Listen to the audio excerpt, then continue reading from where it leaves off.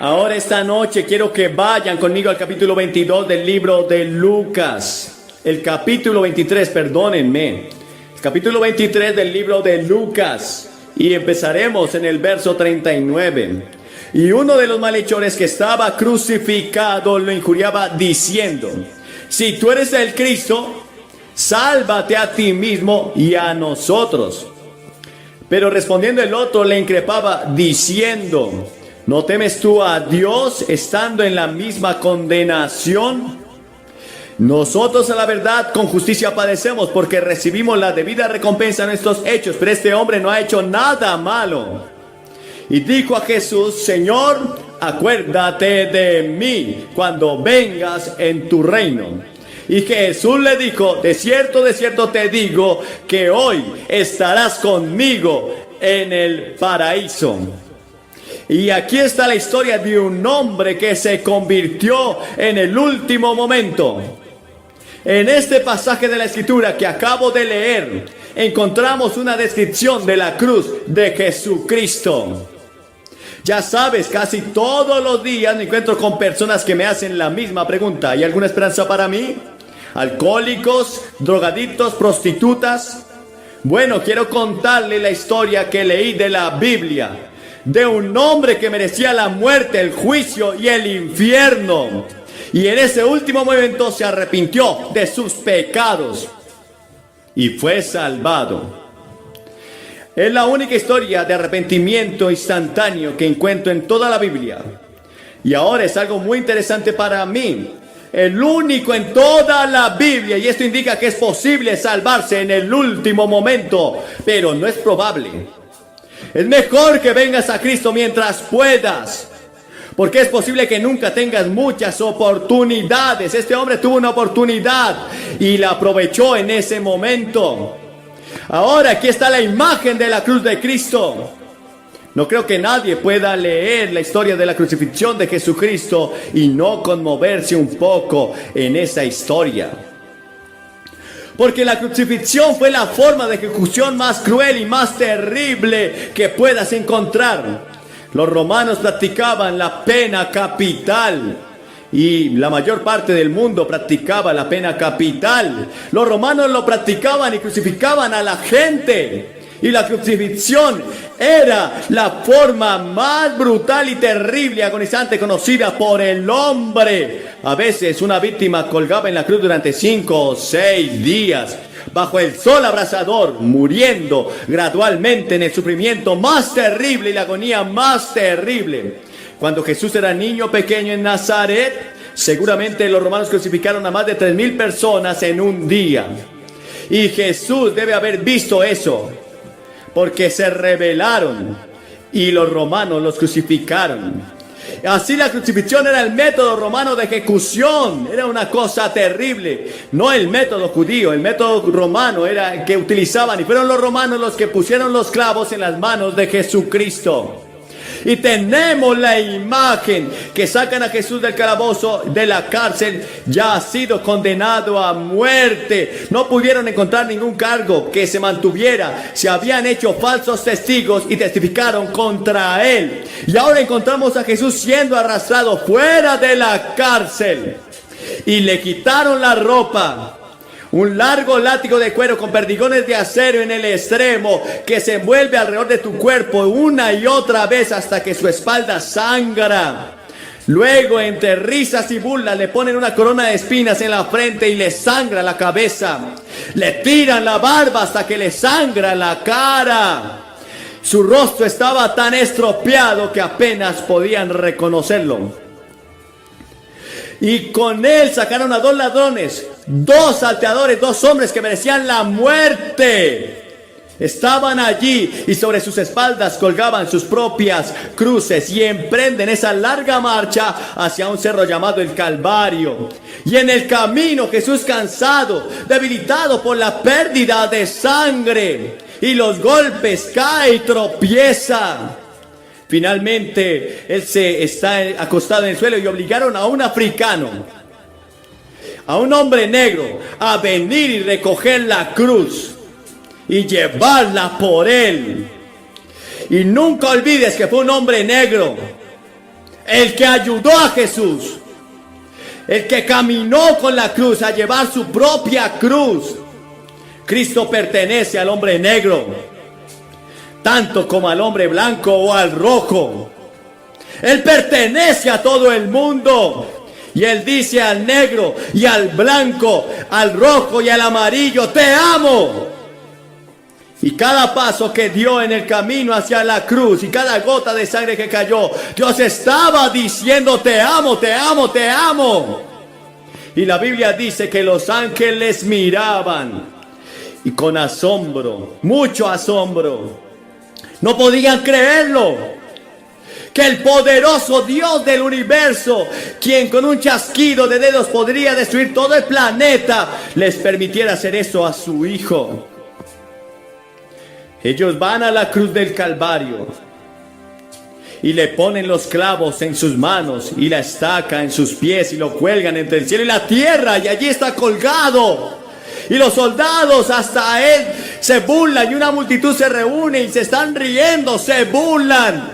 Hasta salvó a otros, ¿por qué no te salvas a ti mismo?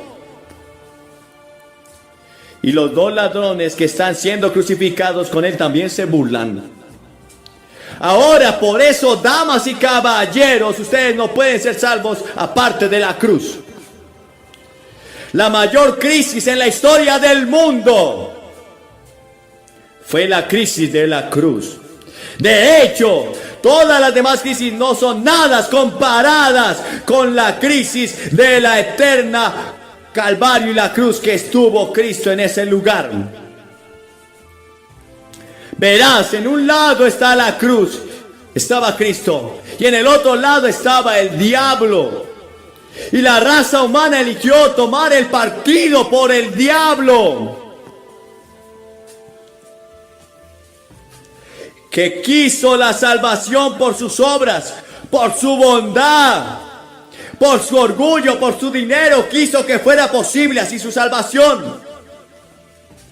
Si alguien ha de ser salvo alguna vez, debe pasar por el camino de la cruz. Dios ha elegido salvarnos, pero a través de la cruz.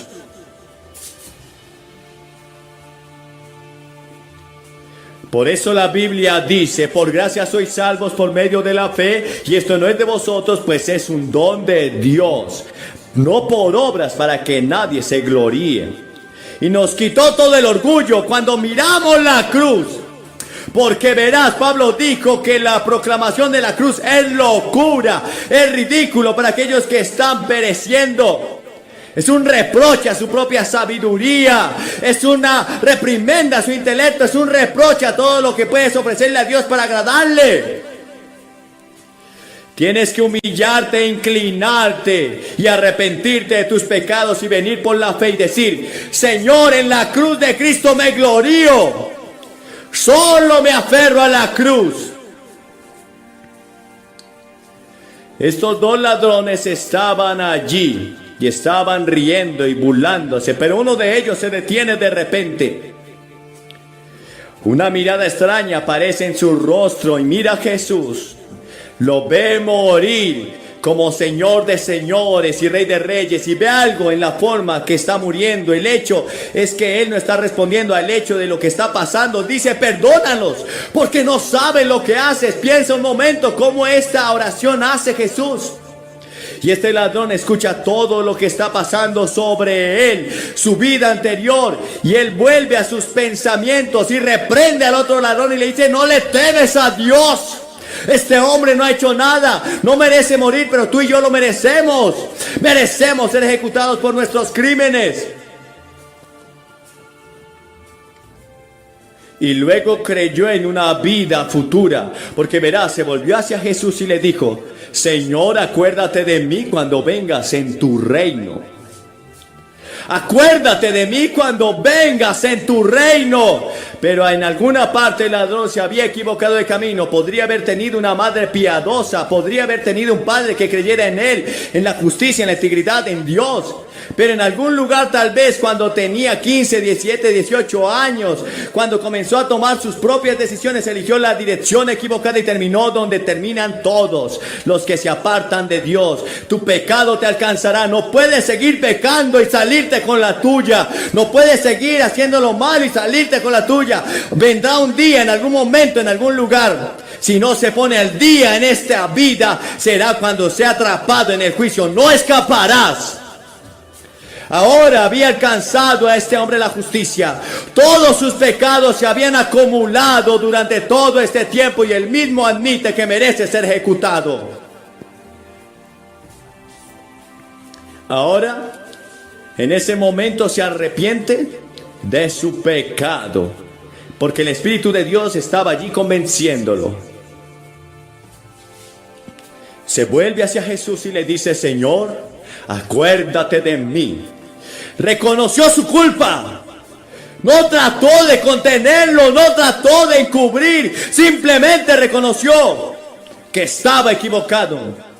Miren su fe. Si hubiera tenido este tipo de fe en la tumba de Lázaro, donde vio a Jesús resucitar a alguien de entre los muertos, o cuando Jesús caminó sobre las aguas, o tal vez en la resurrección se paró frente a la tumba, si hubiera dicho: Señor, cuando vengas en tu reino. Pero al ver a Jesús en la cruz muriendo y cubierto de sangre, su cabello ensangrentado, lo vio, se miró allí en esa condición y tuvo la fe en la cruz y en el centro de su vida, en un reino, y que podía recordarse de él, y tomó uno de los más grandes actos de fe en toda la Biblia.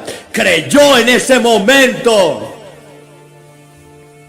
En ese momento terrible, él creyó en Jesucristo, que se dirigía hacia un reino y quería estar en ese reino, quería ser salvo, quería que sus pecados fueran perdonados. Mira su oración. Fue una breve, una sola frase humilde. No pidió mucho. Lo único que dijo fue: recuérdame. Él no dijo: Señor, quiero un lugar grande en el reino, Señor, ¿qué tal si me llevas contigo? Él dijo solamente: recuérdame, recuérdame que estoy aquí, creo en ti, recuérdame, Señor. Y fíjate en lo serio que era: Señor, acuérdate de mí. Mis palabras significan mucho. Señor, acuérdate de mí cuando vengas en tu reino. ¿Conoces a Jesucristo personalmente? ¿Te has arrepentido? ¿Alguna vez has dicho: Señor, acuérdate de mí? Señor, perdóname. Señor, soy tan pecador. ¿Sabes que Clifford dijo que conocía a Howard Hughes y sabía lo suficiente sobre él como para escribir un libro? Y una de las editoriales más grandes de Estados Unidos le pidió en realidad que si lo conocía. Y algunos de ustedes saben acerca de Jesús. Hay muchos de ustedes que conocen la Biblia, de hecho, al derecho, al revés. Hay muchos de ustedes que tienen mucha religión, pero realmente lo conocen. ¿Conoces personalmente a Cristo? Si no lo hace, puede conocerlo esta noche y puede decirle como el ladrón en la cruz: Señor, acuérdate de mí. ¿Y cuál fue la respuesta de Cristo? ¿Qué respuesta le dio? La Biblia dice que había estado en silencio por mucho tiempo. Pero ahora escuchó al ladrón y gritó. Él dijo: hoy estarás conmigo en el paraíso. Ahora el paraíso se usa solo unas pocas veces en la Biblia. Leemos sobre el paraíso, donde estaba Adán y Eva. Leemos sobre el paraíso al final de la Biblia, en Apocalipsis 22. Pero aquí está de nuevo: hoy estarás conmigo en el paraíso. Ahora piensa en el día que fue para ese ladrón a las 9 de la mañana. Lo estaban ejecutando. Estaba siendo asesinado por robo. Y a las 12 era un hijo de Dios. A las 6 ya estaba en el cielo. ¡Qué día! En un solo día cambió el mundo, cambió su universo, pero ciertamente el día cambió para ese hombre. Hoy estarás conmigo en el paraíso. Note lo que Jesús dijo: hoy estarás conmigo. Qué gran palabra. No dice mañana, dice hoy estarás conmigo.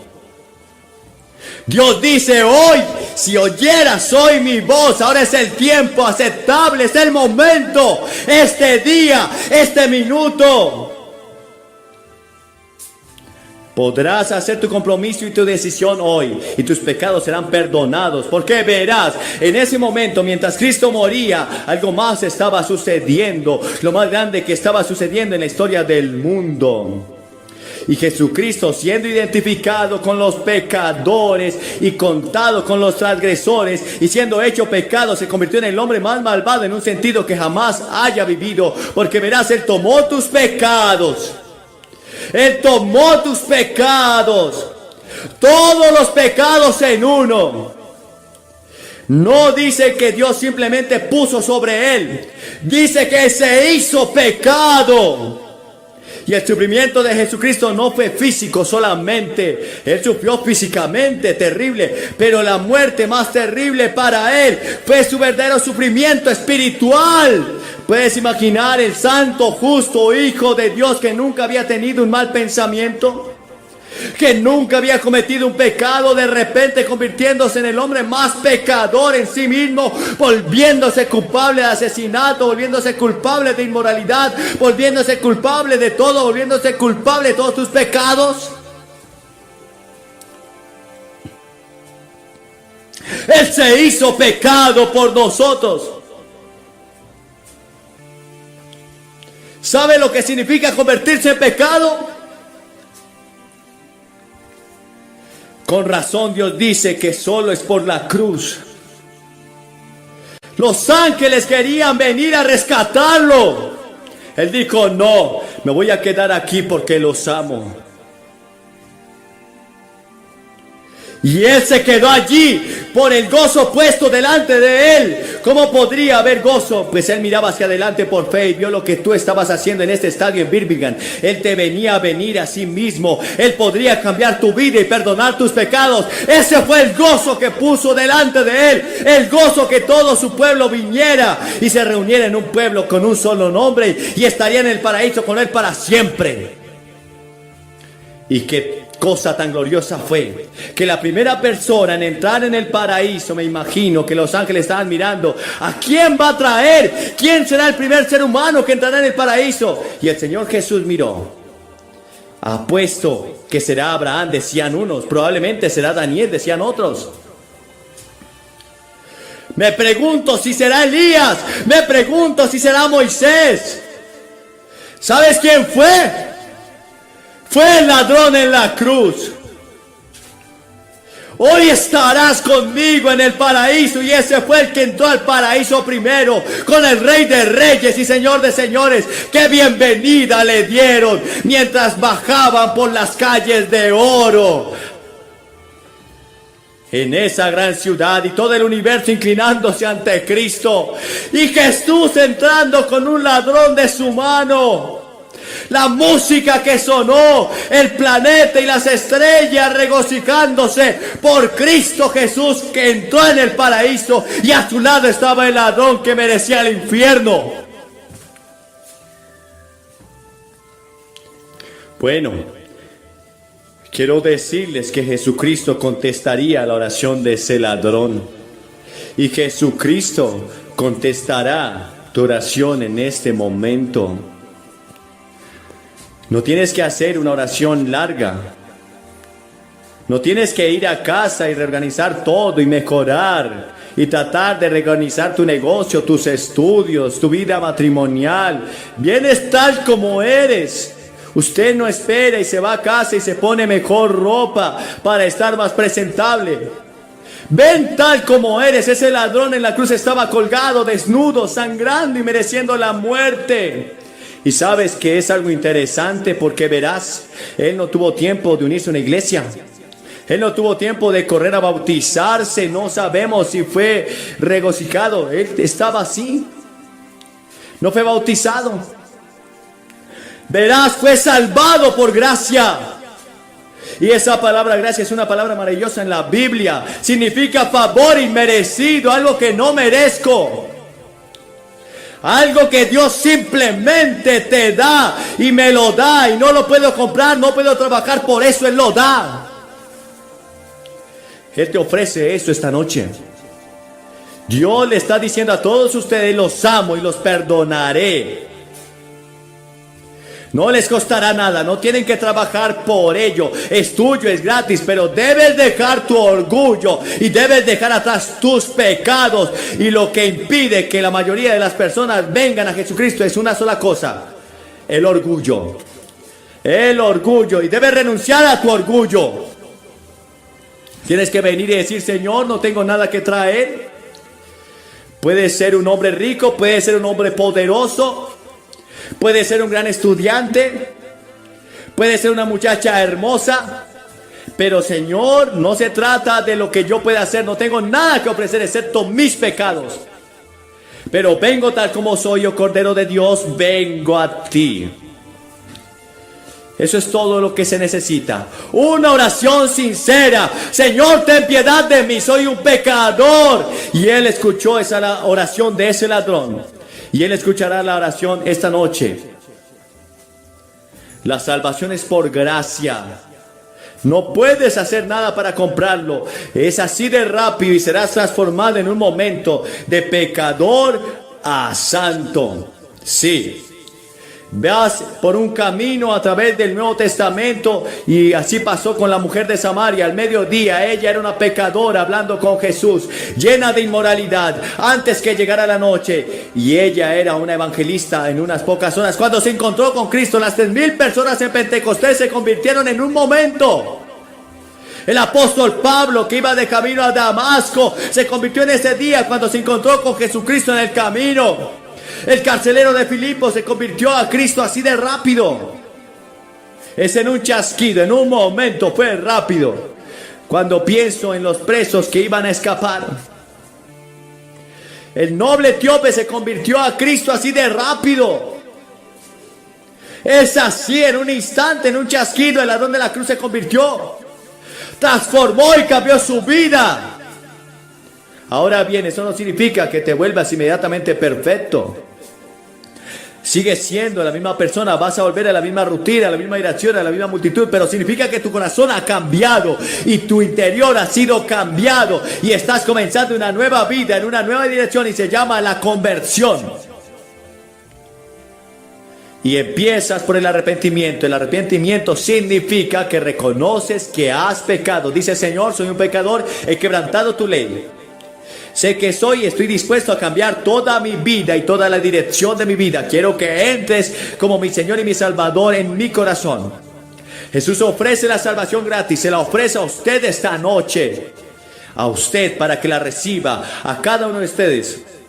Solo soy un mensajero. Soy un mensajero de Dios esta noche para ti, diciéndote: arrepiéntete y Dios te perdonará porque te ama. Puede suceder ahora mismo.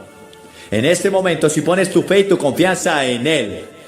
Y como dije hace un momento, es la única historia en la Biblia de una conversión en el lecho de muerte.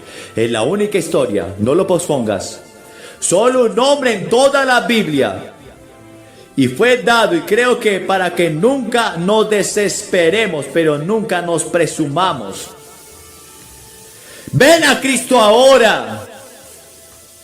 Esta es la hora, este es el momento. No viniste a este estadio por accidente, viniste porque en la providencia del Señor estaban echados.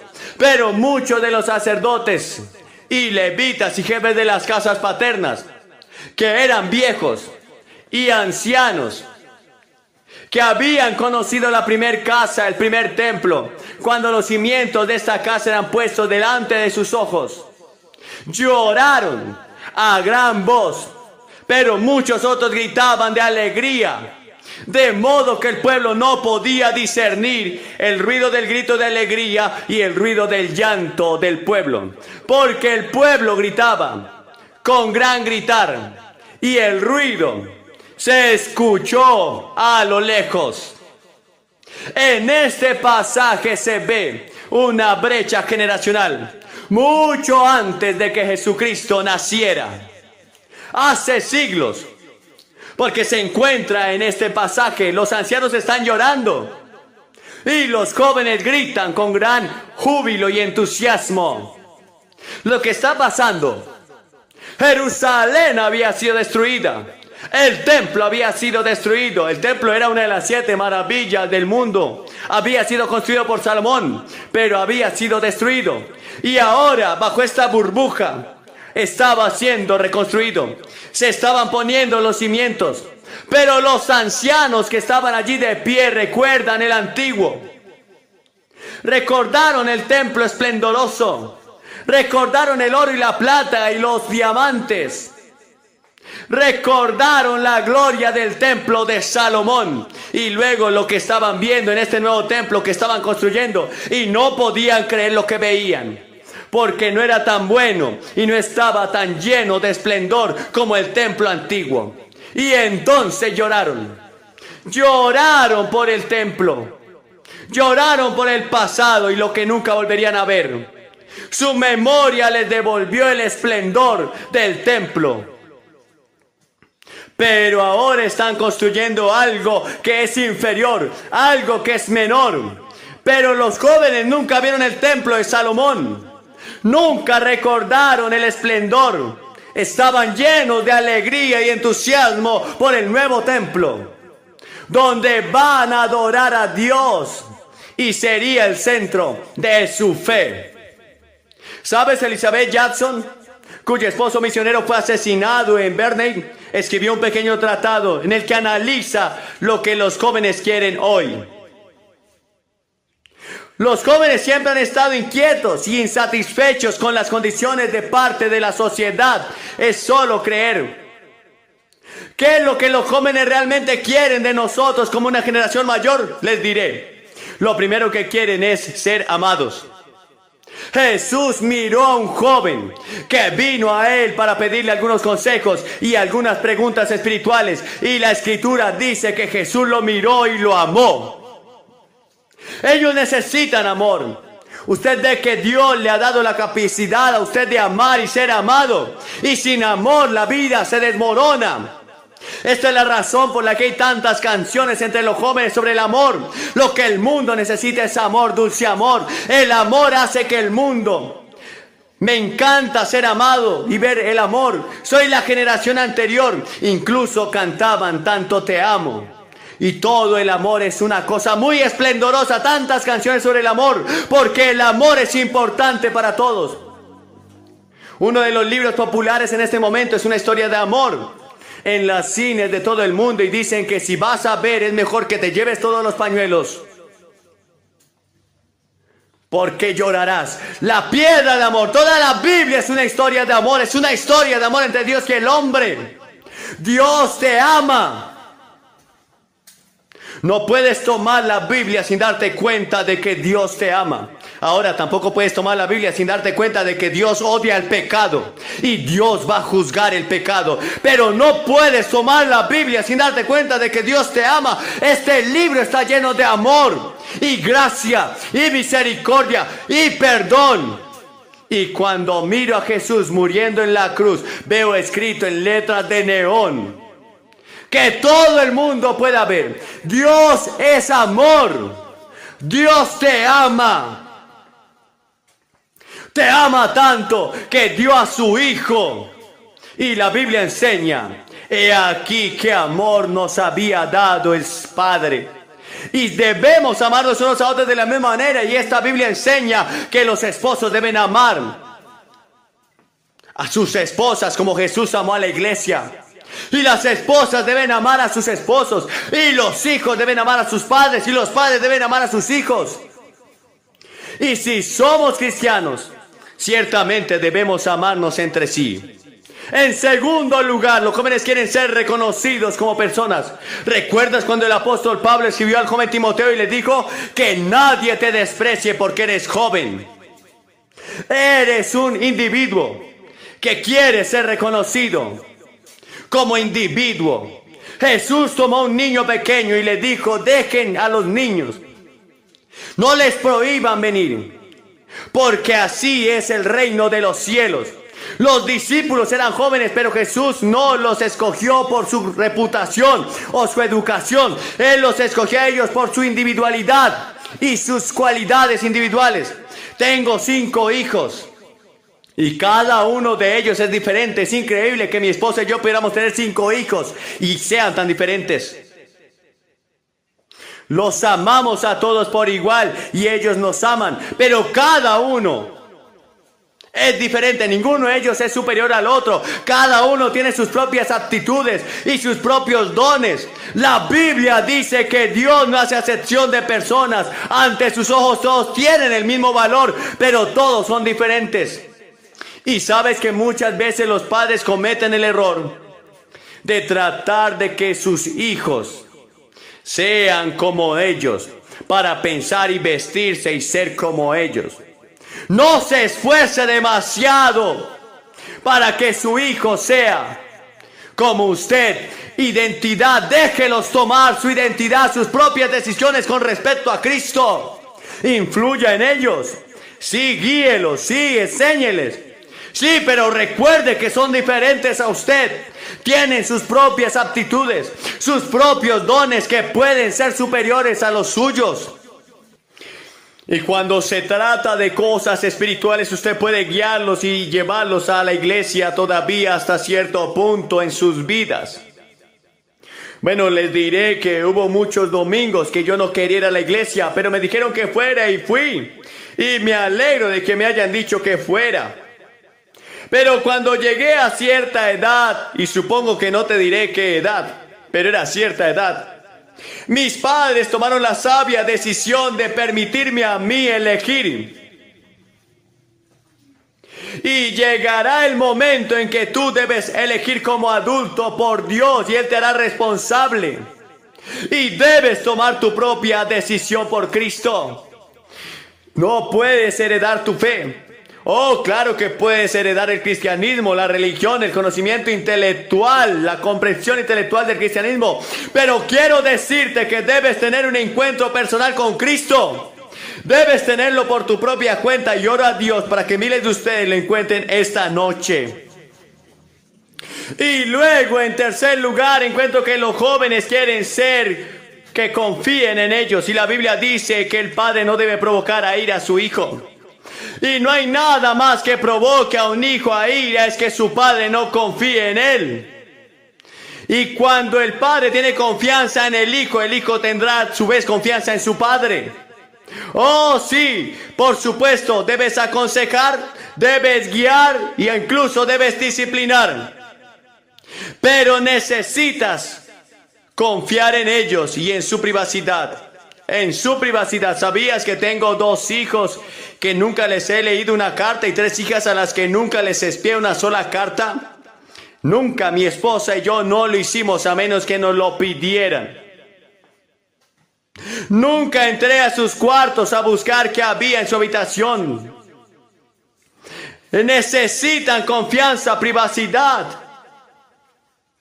Y luego, en cuarto lugar, los jóvenes quieren ser aceptados. ¿Ves? Jesús entendió a los jóvenes, los amaba y los aceptaba. Les dijo: el que a mí viene yo no le echo fuera.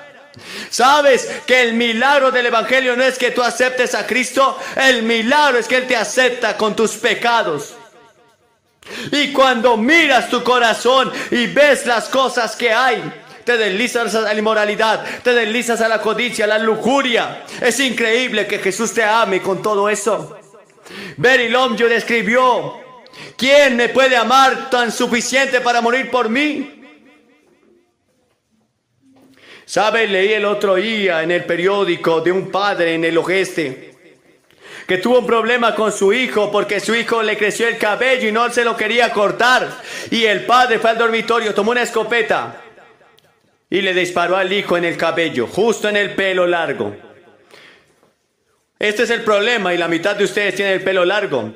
Puedes hablar con tu papá y con tu mamá y les pides ideas y ponen sus ideas en común y vienen a una pequeña reunión familiar y tal vez tengan un pequeño compromiso si están de acuerdo en que el pelo sea largo. Y entonces déjenlo limpio. Y me gustaría decirles a los jóvenes que se bañen de vez en cuando, por favor. Complace a la generación anterior con un grato olor.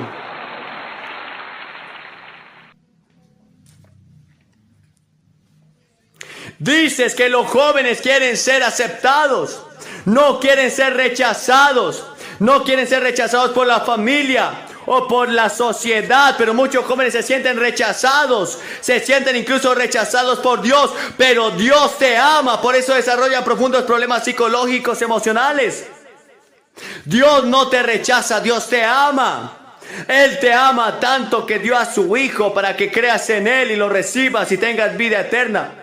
¿Sabes que una de las cosas más terribles en la vida es la prisión?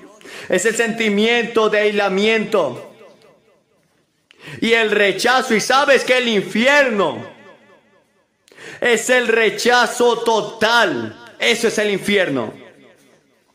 El infierno es ser totalmente rechazado de todo el universo, separados unos de otros, separados de Dios. Eso es el infierno. Y luego los jóvenes quieren ser escuchados. Jesús dijo: el que tiene oídos para oír, que oiga. ¿Y cuántos jóvenes me dicen cuando les hablo y les doy un consejo a ellos? Dicen: mis padres no me escuchan. Demasiadas veces nosotros los padres somos buenos para dar consejos, pero somos cortos para escuchar, y ese es el problema. Como el médico que receta un medicamento sin antes diagnosticar el caso. Escuche a su hijo. Escuche los adolescentes. Solo escuche. Los millones de jóvenes están pidiendo ayuda por dentro, pero nadie los escucha. Y esa es una de las razones que ocurren y recurren a la droga para aliviar su dolor y vivir en un mundo donde nadie los quiere escuchar. Escúchelos. Y luego los jóvenes quieren que sus padres los perdonen, y los padres quieren que los jóvenes perdonen también. Dijo una niña alguna vez: mi padre dijo que mis padres serán los últimos en el mundo en perdonarme. Cuando ella vino con su terrible problema, mi esposa me dijo que el matrimonio se compone de dos buenos perdonadores. ¿Y qué razón tiene que aprender a perdonar? Y ellos nunca van a ser un matrimonio feliz si en esta tierra no pueden perdonar. Deben perdonar, y en su matrimonio, y lo mismo en la relación entre los jóvenes y los padres. Hay que perdonar, hay que aprender a perdonar, nunca guardar rencor, nunca dejes que el sol se ponga sobre tu enojo. ¿Sabes qué sería maravilloso si fueras a casa y le dijeras a tu madre y a tu padre: lo siento, por favor, perdónenme lo que hice el otro día, por favor, perdónenme? ¿No sería algo maravilloso en la plataforma esta noche? Escuché la historia del primer ministro de África en Kenia Oriental. Me contó la historia que nunca olvidaré. Dijo: cuando el señor llamado Kenyatta se convirtió en el primer ministro de Kenia, en África Oriental, que el primer ministro, el día en que fue el primer ministro, había sido acusado, como todos ustedes recuerdan, de ser uno de los líderes de Mao y toda la terrible matanza y sufrimiento que sufrieron muchas personas tenían grandes resentimientos contra el señor Kenyatta, y él y su gente tenían gran resentimiento contra ellos. Y se puso en la radio y habló a la nación como primer ministro, y concluyó su discurso diciendo: te perdono, y por favor perdóneme. Qué maravilloso. Tomó una gran decisión. Te perdono. ¿Lo harías? Sería algo maravilloso si esta cuestión racial en Estados Unidos pudiéramos ser todos perdonados, mirarnos a la cara y decir: perdónenos, por favor. Seré honesto contigo, no puedo evitar lo que hicieron mis abuelos, mis ancestros, y tampoco ustedes. Pero podemos ser responsables de lo que hacemos ahora. Y la palabra más grande que necesitamos es: por favor, perdón. Y ser humildes. Pero es verdad, en cada área de nuestras vidas necesitamos perdón. Debemos perdonar a nuestros jóvenes, y los jóvenes deben perdonar a sus padres. Muchos de ustedes, padres, han hecho lo mejor que han podido, pero a estos jóvenes les parece que no aprecian ni lo que hacen, y se vuelven ingratos y hacen todo tipo de cosas para romperles el corazón. Les pido a algunos de ustedes jóvenes esta noche para perdonar a los padres por los errores que podrían haber cometido contra ustedes. No son perfectos, oren por ellos. Ellos llevan una pesada carga sobre sus hombros también. Necesitan sus oraciones. para que Dios los ayude. ¿Y cuántos de ustedes, jóvenes, aquí esta noche conocen a Cristo, pero tus padres no conocen a Cristo y tienes un trabajo en el hogar de vivir para Cristo? Conozco a decenas de jóvenes que son los únicos cristianos en su hogar, pero conozco una niña que era la única cristiana en su hogar hace un año, y su padre es un hombre prominente en Estados Unidos, y esta niña oró y ganó a sus hermanas para Cristo, ganó a su madre para Cristo, y finalmente unas semanas más tarde ganó a su padre para Cristo. Un niño pequeño los guiará a ustedes para ganar a su padre y a su madre a Cristo. Y sus padres nunca dejen de... ¿Te has preguntado alguna vez por qué te despiertas tan temprano? ¿Qué significa cuando te levantas a las 3 de la mañana, a las 4 o a las 5? ¿Es solo una casualidad o hay algo más detrás de estos despertares nocturnos? En este video vamos a explorar el significado espiritual de los ciclos del sueño y cómo pueden revelarnos mensajes importantes de Dios. Comencemos. Resulta que la Biblia también nos habla de los ciclos del sueño y de cómo Dios puede usarlos para comunicarse con nosotros. Veamos algunos ejemplos. En el libro de Génesis, capítulo 28, versículos 10 al 22, leemos la historia de Jacob, el hijo de Isaac, que tuvo un sueño profético mientras dormía al aire libre. En su sueño, vio una escalera que unía el cielo y la tierra, y ángeles que subían y bajaban por ella. También vio al Señor, que le prometió la tierra donde estaba acostado y una descendencia numerosa como el polvo de la tierra. Al despertar, Jacob se dio cuenta de que había estado en un lugar sagrado y le puso por nombre Betel, que significa casa de Dios. También hizo un voto de fidelidad al Señor y le ofreció una 10ª parte de todo lo que poseía. La historia de Jacob y su sueño profético en Génesis 28, 10, 22, es fundamental en el cristianismo por varias razones. Primero, muestra cómo Dios se comunica con sus hijos a través de visiones y sueños, revelando su voluntad y sus promesas.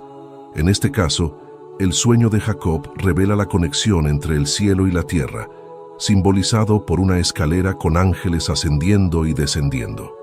Esto sugiere la comunicación entre Dios y la humanidad, así como la promesa de bendiciones y protección divinas. La historia de Jacob también enseña sobre la importancia de reconocer la presencia de Dios en lugares aparentemente comunes. A pesar de que Jacob dormía al aire libre, se da cuenta de que estaba en un lugar sagrado cuando despierta. Esto nos recuerda que Dios está presente en todas partes y que debemos estar abiertos a su presencia y dirección en nuestra vida diaria. El acto de Jacob de nombrar el lugar Betel, que significa casa de Dios, es significativo. Esto muestra su reconocimiento de la presencia divina en ese lugar específico y su disposición a honrar a Dios en ese espacio. También hace un voto de fidelidad al Señor y ofrece una 10ª parte de todo lo que poseía, lo que refleja su compromiso con Dios y su disposición a obedecer y seguir sus enseñanzas. En relación con despertarse en las madrugadas, según la llamada de Dios, la historia de Jacob nos enseña a estar atentos a las señales y la comunicación divina, incluso durante nuestras horas de sueño. Así como Jacob tuvo un encuentro significativo con Dios mientras dormía, nosotros también podemos experimentar momentos de revelación y conexión espiritual durante la noche. Es posible que Dios nos llame a la oración, la meditación o la reflexión en las madrugadas, y debemos estar abiertos y receptivos a su voz. La historia de Jacob y su sueño profético nos enseña sobre la comunicación divina, la presencia de Dios en todas partes, la importancia de la obediencia y el compromiso con Dios, y estar atentos a la llamada de Dios incluso durante nuestras horas de sueño. Nos recuerda que Dios puede revelarse en cualquier momento y lugar, y que debemos estar abiertos y receptivos a su dirección en nuestras vidas. Por otra parte, en el libro de Éxodo, capítulo 3, versículos 1 al 15, encontramos la historia de Moisés, el libertador de Israel, que tuvo una visión sobrenatural mientras cuidaba las ovejas de su suegro en el desierto. Vio una zarza que ardía en el fuego, pero que no se consumía. Al acercarse a ver este prodigio, oyó la voz de Dios, que le llamó por su nombre y le dijo que se quitara las sandalias, porque estaba pisando tierra santa. Dios le reveló su nombre, Yo Soy, y le encomendó la misión de liberar a su pueblo de la esclavitud de Egipto. La historia de Moisés y la zarza ardiente en Éxodo 3:1-15 es un relato emblemático en el cristianismo que ofrece valiosas lecciones sobre la relación entre Dios y la humanidad, así como sobre el llamado divino y la misión de los creyentes. En primer lugar, esta historia ilustra cómo Dios puede revelarse de manera sobrenatural incluso en los momentos más inesperados y en entornos aparentemente ordinarios como el desierto. La zarza ardiente que Moisés ve, pero que no se consume, es un signo del poder divino y la presencia santificadora de Dios en medio de la vida cotidiana. La interacción entre Moisés y Dios en esta escena también resalta la importancia de la humildad y la reverencia ante la presencia divina. Cuando Dios le ordena a Moisés que se quite las sandalias porque está pisando tierra santa, se enfatiza el respeto y la sumisión que se requieren al acercarse a Dios.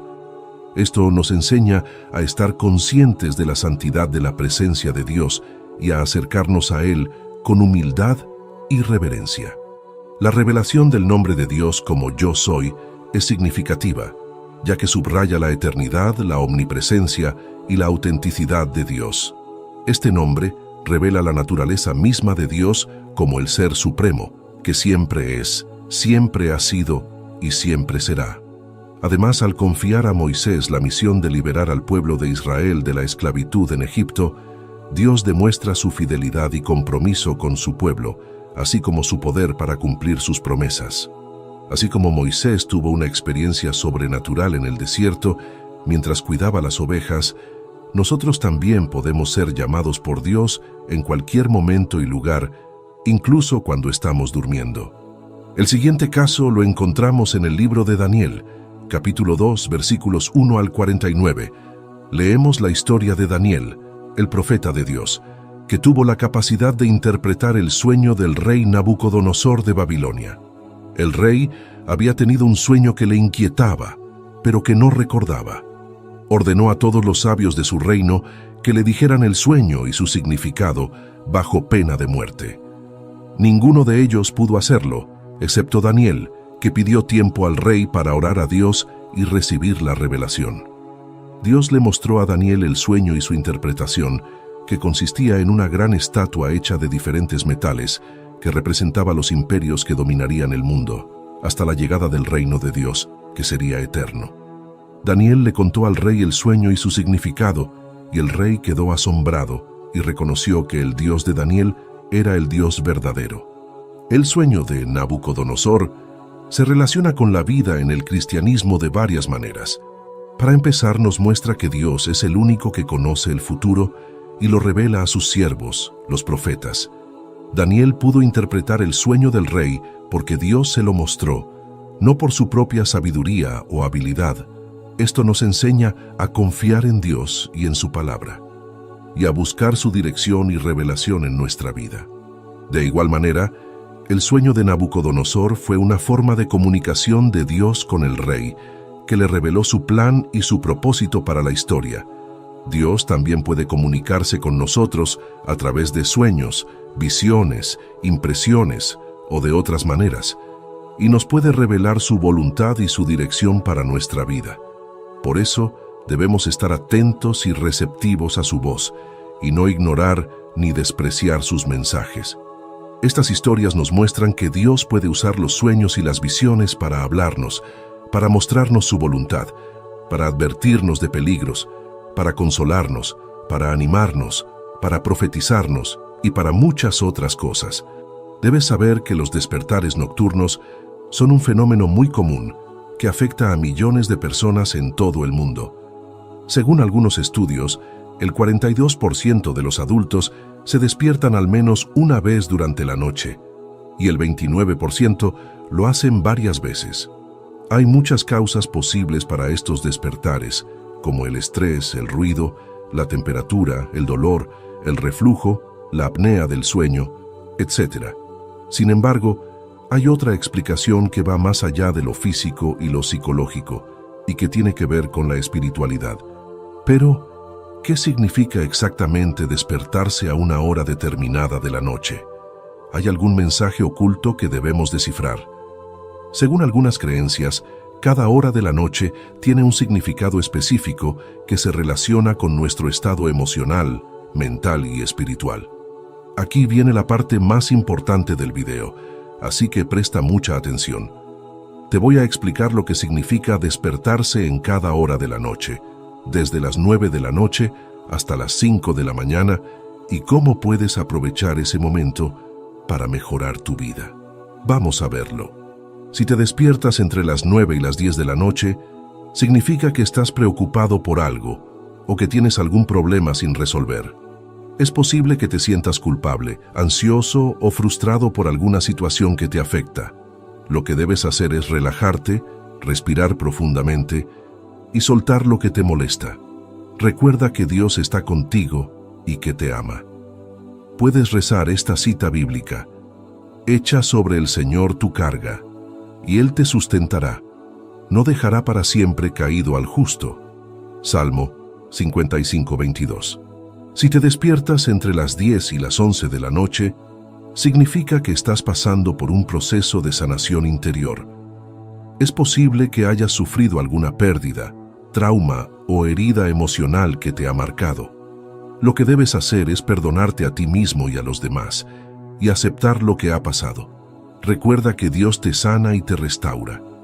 Puedes rezar esta cita bíblica. Salmo 147:3. Él sana a los quebrantados de corazón y venda sus heridas.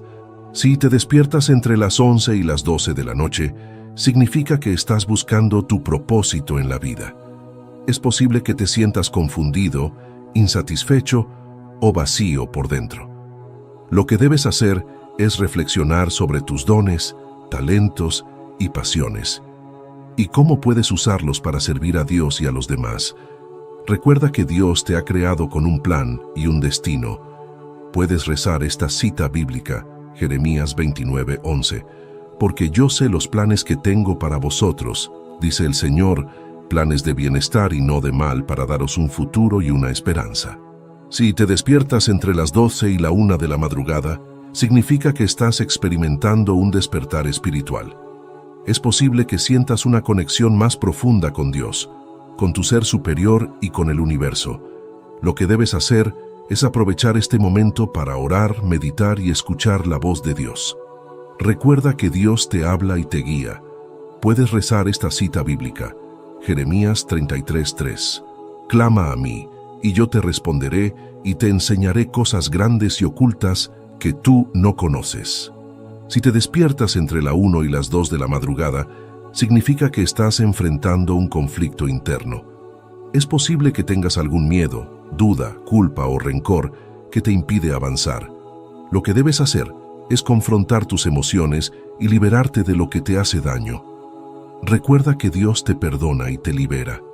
Puedes rezar esta cita bíblica, Mateo 11:28.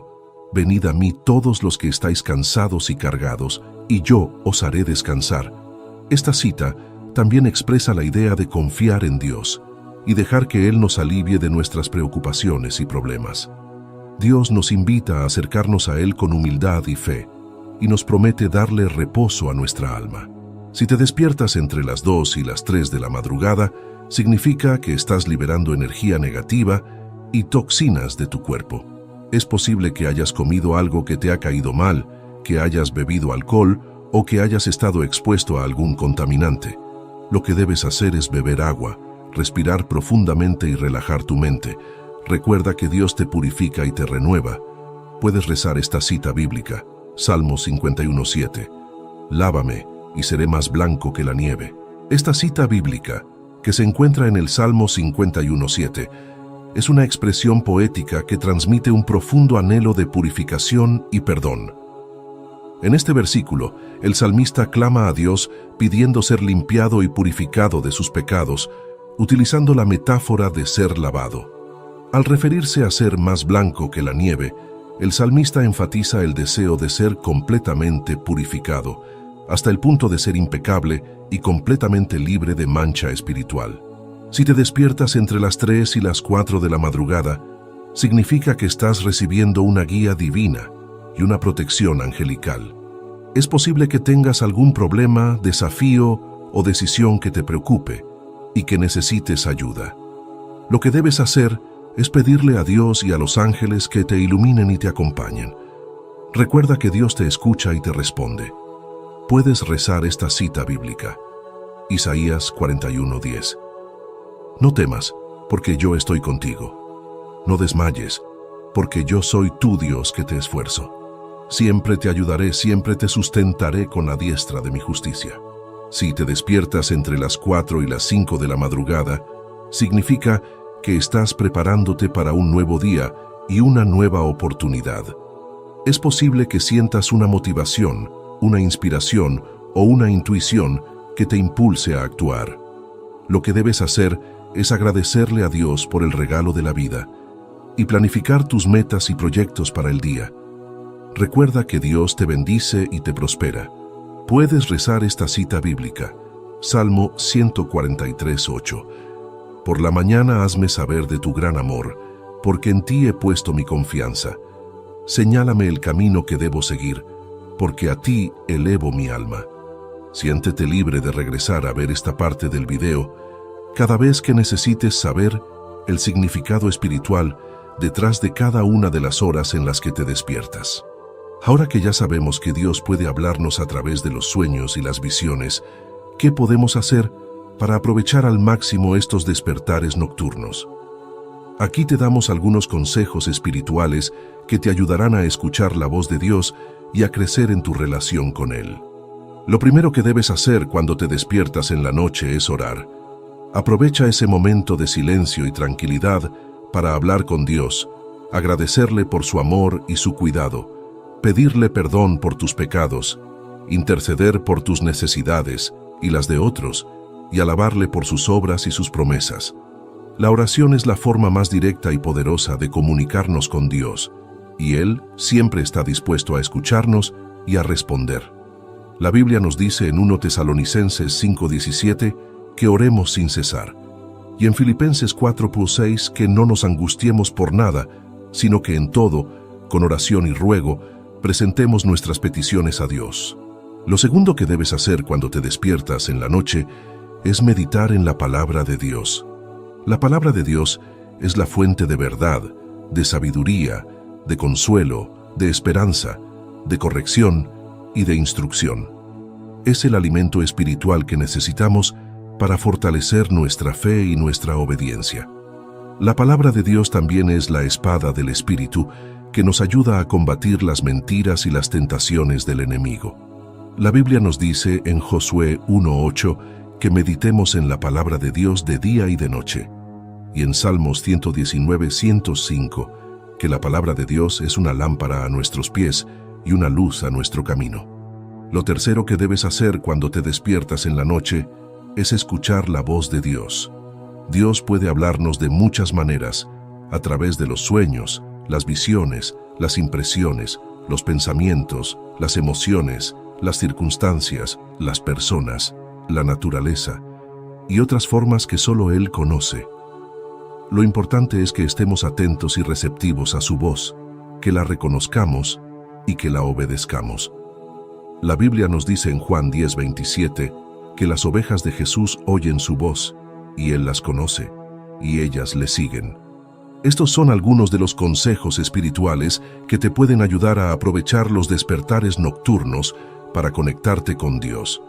Pero también hay algunas recomendaciones prácticas que te pueden ayudar a mejorar la calidad de tu sueño y a evitar los trastornos del sueño.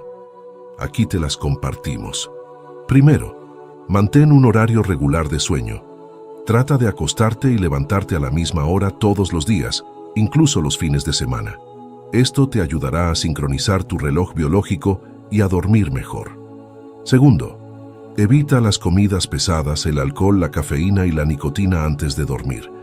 Estas sustancias pueden alterar tu digestión, tu presión arterial, tu ritmo cardíaco y tu sistema nervioso, lo que puede dificultar tu sueño o interrumpirlo. Tercero, Crea un ambiente propicio para el sueño. Asegúrate de que tu habitación esté oscura, silenciosa, fresca y cómoda. Usa cortinas, persianas, tapones para los oídos, ventiladores, aire acondicionado, colchones, almohadas y sábanas adecuadas para tu gusto y tu necesidad. Cuarto, evita el uso de dispositivos electrónicos antes de dormir. La luz azul que emiten las pantallas de los teléfonos, las tabletas, las computadoras y los televisores puede inhibir la producción de melatonina, la hormona que regula el sueño. Además, el contenido que consumes puede estimular tu cerebro, tu emoción o tu ansiedad, lo que puede afectar tu sueño. Quinto, haz ejercicio físico regularmente. El ejercicio físico te ayuda a mejorar tu salud, tu estado de ánimo, tu autoestima y tu energía. También te ayuda a relajar tus músculos, a liberar el estrés y a dormir más profundamente. Lo ideal es que hagas ejercicio por la mañana o por la tarde, pero no muy cerca de la hora de dormir, ya que puede activarte demasiado. Estas son algunas de las recomendaciones prácticas que te pueden ayudar a mejorar la calidad de tu sueño y a evitar los despertares nocturnos. Recuerda que el sueño es una necesidad básica del ser humano y que tiene un impacto directo en tu salud física, mental y espiritual. Por eso, cuida tu sueño y aprovecha los momentos en los que Dios te habla a través de él. Por otra parte, quizás alguna vez te has hecho alguna de las siguientes preguntas. ¿Qué dice la Biblia sobre el sueño y el despertar? ¿Qué podemos aprender de los ejemplos de Jesús y de otros personajes bíblicos? ¿Qué consejos nos da Dios para dormir bien y despertar con alegría? Vamos a verlo. En primer lugar, debemos recordar que el sueño es un regalo de Dios, una bendición que nos permite descansar, renovarnos y prepararnos para un nuevo día. El salmista dice: «En paz me acuesto y me duermo, porque solo tú, Señor, me haces vivir confiado». Salmo 4:8. Dios nos cuida mientras dormimos y nos protege de todo mal. El salmista también dice: «No te dará sueño al que te cuida. El que cuida de Israel no se dormirá, ni se quedará dormido». Salmo 121:3-4. Dios nunca duerme.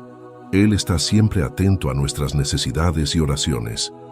En segundo lugar, debemos reconocer que el despertar es una oportunidad de agradecer a Dios por su bondad, su misericordia y su fidelidad. Cada mañana es una nueva muestra de su amor y de su gracia. El profeta Jeremías dice: «Por la bondad del Señor no hemos sido consumidos, porque nunca decaen sus misericordias. Nuevas son cada mañana, grande es tu fidelidad». Lamentaciones 3:22-23. Dios nos da un nuevo día para alabarle, servirle y glorificarle. El salmista dice: «Este es el día que hizo el Señor. Nos gozaremos y alegraremos en él». Salmo 118:24. En tercer lugar, debemos seguir el ejemplo de Jesús y de otros personajes bíblicos que se levantaban temprano para orar y buscar la voluntad de Dios. Jesús solía madrugar para apartarse a un lugar solitario y orar. Marcos dice: «Muy de mañana, cuando todavía estaba oscuro, Jesús se levantó, salió de la casa y se fue a un lugar solitario, donde se puso a orar». Marcos 1:35. Jesús sabía que necesitaba estar en comunión con el Padre, escuchar su voz y recibir su dirección. Otros personajes bíblicos que se levantaban temprano para orar eran Abraham, Moisés, David, Daniel, etc. Ellos entendían que el despertar era un momento especial para conectarse con Dios y recibir su bendición. En cuarto lugar, debemos aplicar los consejos que nos da Dios para dormir bien y despertar con alegría. Algunos de estos consejos son: primero, confía en Dios y entrégale tus preocupaciones. La Biblia dice: «Echa sobre el Señor tu carga, y Él te sostendrá. No dejará para siempre caído al justo». Salmo 55:22. No dejes que el estrés, la ansiedad, el miedo o la culpa te quiten el sueño. Dios te ama y quiere que le confíes tus problemas. Él te dará paz y solución. Segundo, perdona y pide perdón. La Biblia dice: no se ponga el sol sobre vuestro enojo. Efesios 4:26. No te acuestes con rencor, amargura, odio o resentimiento. Perdona a los que te han ofendido y pide perdón a los que has ofendido. Así podrás dormir con la conciencia tranquila y el corazón limpio. Tercero, evita los excesos y los vicios. La Biblia dice, no os embriaguéis con vino en lo cual hay disolución, antes bien sed llenos del Espíritu. Efesios 5:18. No abuses del alcohol, el tabaco, la comida, el café, el chocolate o cualquier otra sustancia que pueda alterar tu sueño. Sé moderado y cuida tu cuerpo, que es templo del Espíritu Santo. Cuarto, respeta el ritmo natural del sueño. La Biblia dice, todo tiene su tiempo, y todo lo que se quiere debajo del cielo tiene su hora. Eclesiastés 3:1. No te acuestes demasiado tarde, ni te levantes demasiado temprano. Respeta el ciclo de luz y oscuridad que Dios ha establecido para regular nuestro sueño. Procura dormir entre 7 y 8 horas cada noche, y si puedes, haz una siesta breve durante el día. Pero sin duda el consejo más importante que te puedo dar es este: acepta a Jesús como tu Señor y Salvador. Él es el único que puede darte el verdadero descanso, el verdadero sueño y el verdadero despertar. Jesús dijo, venid a mí todos los que estáis trabajados y cargados, y yo os haré descansar. Jesús te invita a que vayas a Él, a que le entregues tu vida, tus pecados, tus cargas, tus problemas, tus sueños, tus planes, tus metas, todo. Él te promete que te dará descanso, paz, gozo, esperanza, amor, perdón, salvación, vida eterna. ¿Qué tienes que hacer para recibir este regalo? Solo tienes que creer en Él, confesarlo con tu boca y recibirlo en tu corazón. Ten presente que eres hijo de Dios, y Él te va a cuidar, te va a guiar y te va a bendecir. Te animo a que leas la Biblia, que ores, que busques una iglesia donde congregarte y que compartas tu fe con otros. Y recuerda, cada mañana, cuando te despiertes, dale gracias a Dios por su amor y por su gracia. Él tiene un plan maravilloso para tu vida. Espero que te haya gustado este video y que te haya sido de utilidad. Si quieres, puedes compartir este video con otras personas para que ellos también sepan el significado de sus despertares nocturnos y sean edificados en la fe en Cristo. Recuerda que en el canal encontrarás más contenido interesante que te permitirá fortalecer tu fe en Dios. También puedes dejarme un comentario, contarme tu experiencia, hacerme una pregunta o sugerirme un tema para el próximo video. Me encantará leerte y responderte. Muchas gracias por tu atención y hasta la próxima. Que Dios te bendiga y te proteja siempre. Amén. Ahora quiero que abran conmigo, por favor, el capítulo 18 del Evangelio de Juan, versículos 37 y 38. Solo una frase o dos. Quiero hablar hoy sobre el tema, la brecha de la credibilidad. Hoy escuchamos mucho sobre la brecha de la credibilidad, y aquí hay un pasaje muy interesante en un encuentro que tuvo Jesucristo con Pilato. Jesús dijo, todo el que es de la verdad, oye mi voz. Y entonces Pilato dijo, y estoy seguro que lo dijo pensativamente y con nostalgia, hizo esta pregunta, ¿cuál es la verdad? Hizo esa pregunta, ¿qué es la verdad? Y de eso se trata mucho en los debates de los estadounidenses en este momento. ¿Cuál es la verdad? De eso trata la universidad, buscando la verdad en el ámbito de la ciencia, la filosofía, la psicología y muchas otras disciplinas. ¿Cuál es la verdad? ¿Cómo tenemos la verdad y cómo la conocemos cuando la tenemos? El debate que se está librando en este país sobre la guerra, o el debate que hemos tenido repetidamente sobre Miley, o el debate que se vive en el país sobre la vigilancia. ¿Qué tan lejos vas? Todo es hablar de la verdad y genera una especie de brecha de credibilidad. Y Pilato debe haber enfrentado lo mismo hace 2000 años. Tenía una brecha de credibilidad. Le preguntó a Jesús. Él dijo, ¿qué es la verdad? Ahora, ¿por qué una Biblia se llama Santa Biblia? Cuando hay tanta lujuria, odio, codicia, guerra y sexo en la Biblia, ¿por qué la llamamos Santa Biblia?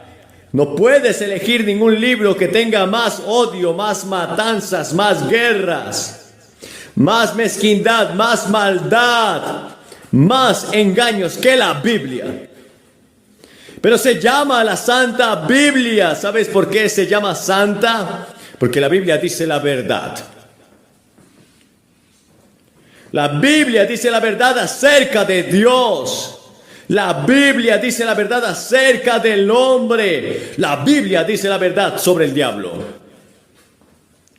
La Biblia dice la verdad acerca de sus personajes. Si este libro hubiera sido escrito por hombres, no bajo la inspiración del Espíritu Santo, muchos de estos tipos que son héroes de la Biblia, nunca habrías oído hablar de sus pecados y sus fallas. Pero la Biblia dice la verdad acerca de todas estas cosas. Ahora la Biblia nos dice que el diablo fue creado por Dios. Y la primera brecha de credibilidad. Ahora, si regresas al tercer capítulo de Génesis o el segundo capítulo después de que el hombre fue creado, encuentras que Dios dijo: pongo un árbol en el jardín. El día que comas de él vas a morir. Ahora el hombre estaba en un paraíso perfecto. Nunca se había cometido ningún pecado, ni asesinato, ni lujuria, ni odio, ni contaminación. Todo era perfecto. Y Dios dijo: esto es tuyo. Nunca morirás, lo disfrutarás para siempre. Pero no tomes de ese único árbol. ¿Por qué? Dios estaba probando al hombre. Porque Dios le dio al hombre la libertad de elegir. Él podía elegir para obedecer a Dios o podía elegir rebelarse contra Dios y seguir su propio camino. Dios hizo al hombre a su propia imagen y le dio libertad de elección. La Biblia dice que el diablo vino a Adán y Eva y los tentó. Y aquí está lo que el diablo dijo. El diablo dijo: ¿sabes que Dios dice que si comes de ese árbol vas a morir? Bueno, quiero decirte algo, no vas a morir. Dios está celoso de ti. Dios sabe que cuando comas de ese árbol serás un Dios. Serás como Dios. Adelante, come de ese árbol. No tienes que obedecer a Dios. Escúchame. Y escucharon al diablo y creyeron en una mentira, en lugar de la verdad de Dios. El hombre se rebeló contra Dios y todos los problemas, todos los sufrimientos, todas las guerras de toda la historia han venido como resultado del hecho de que el hombre está en rebelión contra Dios. El diablo creó la primera brecha de credibilidad. Ahora la Biblia enseña que vendrá un tiempo cuando el anticristo se levantará. Será el diablo encarnado en un hombre. Y eso es algo en un día futuro. No sé cuándo será, pero la Biblia enseña que el anticristo va a gobernar toda la tierra. Incluso algunos creyentes profesantes van a ser engañados por el anticristo. Y habrá paz. Será un hombre de paz y traerá la paz al mundo. Pero será una paz engañosa, una paz corta y no será larga. Será la paz del diablo. La paz permanente solo vendrá cuando el Hijo de Dios venga en la persona de Jesucristo y se establezca su reino y destruya al diablo. La Biblia enseña que el diablo será arrojado al lago de fuego y azufre. Y ya no más serás atormentado por el diablo. Yo diría: Señor, date prisa, porque el diablo está causando muchos problemas. Ahora la Biblia enseña que el hombre cree en la mentira antes que en la verdad. Y la Biblia dice que cambiamos la verdad de Dios por la mentira del diablo. Sobre el sexo, por ejemplo. Los jóvenes piensan que pueden seguir adelante y vivir en una sociedad permisiva y salirse con la suya. Crear su propio error y crean sus propios problemas y traen tanto daño a su conciencia y a su mente, pero también a su cuerpo.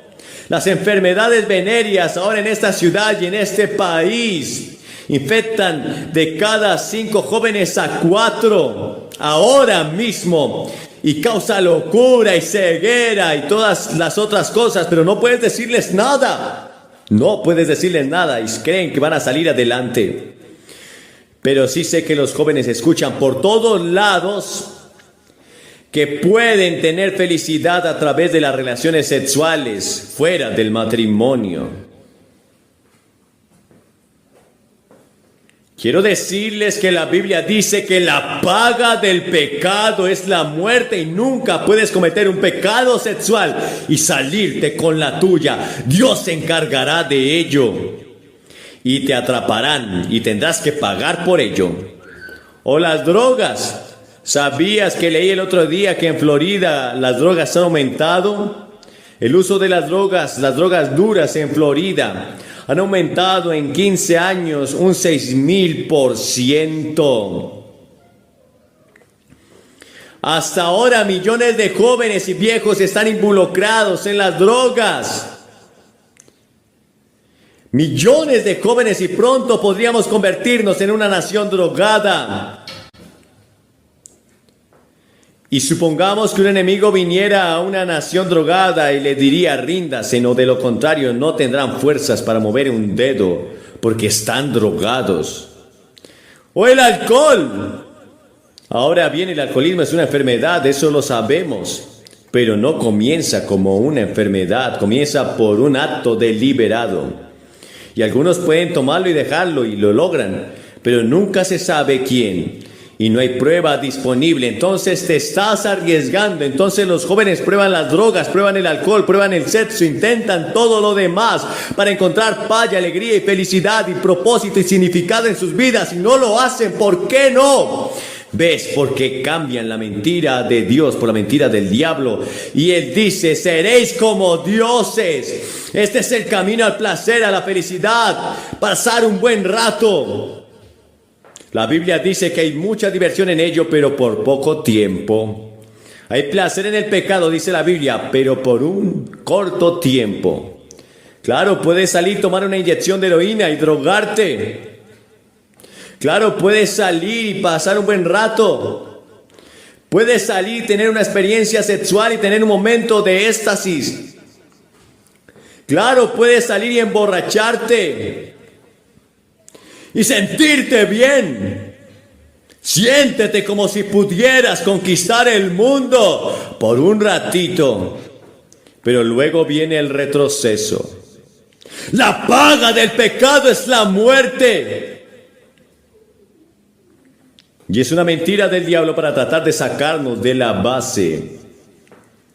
O la hipocresía religiosa. Hay personas a las que se les ha dicho una y otra vez que, bueno, en realidad no se les ha dicho, pero se les ha dado a entender que si vas a la iglesia todo está bien. Usted puede ir a la iglesia y sentarse allí y pasar un tiempo y jugar después. O en lugar, dice el predicador, si vas a la iglesia 1 hora a la semana, eso cubrirá todo lo demás del resto de actividades de la semana. Y esa es una mentira del diablo. Porque es una conversión diaria. Leíste yo leí sobre un perro que pasó en Virginia y nadie sabe cómo ni por qué, pero siempre va los domingos a la iglesia metodista, recorre 1 milla. Así es, salió en el periódico, camina 1 milla hasta la iglesia. Y luego cuando el ministro se para a la puerta, él le da la mano a la gente y él también levanta su pata para darle la mano. Luego cuando todo termina y la última persona se va, él camina 1 milla hasta su casa. No sé si alguien le enseñó o no, pero eso es lo que está ocurriendo. Pero lamentablemente ese perro no puede ser cristiano. El ir a la iglesia no es la total respuesta. La respuesta es Jesucristo, quien dijo que es la verdad. ¿Conoces a Cristo como tu Salvador y tu Señor? Ahora Jesús dijo, conocerás la verdad y la verdad te hará libre. ¿Libre de qué? ¿Qué es la verdad? Jesús dijo, yo soy la verdad. Él es la verdad. ¿Recuerdas que dijimos que la Biblia es santa hace un momento y Jesús es la verdad? Ahora, si no aceptas a Jesucristo como Salvador, tendrás otro Mesías, porque verás, tienes que tener un Dios. No me importa quién eres, tienes que tener un Dios. Y una de las cosas más tremendas que escuché acerca del equipo de tenis que fue a China hace un tiempo fue una declaración de uno de sus hombres, y es interesante. Dijo que lo que más le impresionó de China es que la foto de Mao Zedong está en todos lados como si fuera Jesús, y que las personas viven y de allí están adorando a Mao Zedong como si fuera un Dios. Verás, tienes que tener un Dios. Si no tomas a Jesús como tu Dios, vas a tener a otro. Esa es la razón por la que muchos jóvenes van a la brujería, a Satanás, al ocultismo, al budismo, al zen, todo lo demás. Tenemos que tener algo que adorar, algo en que creer, a lo que entregarnos. ¿Por qué no hacerlo con Jesús, Jesucristo?